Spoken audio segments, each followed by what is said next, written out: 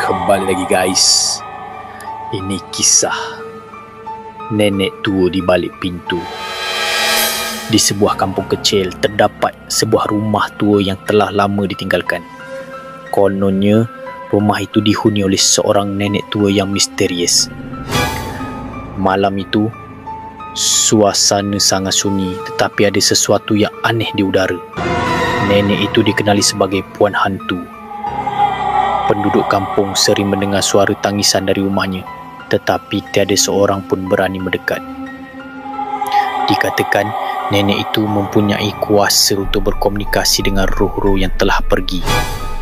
Suatu malam, seorang pemuda yang ingin tahu memutuskan untuk mendekati rumah nenek tersebut.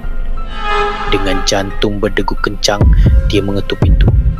"Nenek, adakah kau di dalam?" tanyanya. Namun tiada jawapan. Tiba-tiba pemuda itu mendengar suara berbisik dari dalam. "Masuklah, nak." Suara itu lembut tetapi menakutkan. Dia merasa ada sesuatu yang menariknya ke dalam, tetapi nalurinya memberi amaran untuk pergi. Satu hari kemudian, penduduk kampung menemukan pintu rumah itu terbuka lebar.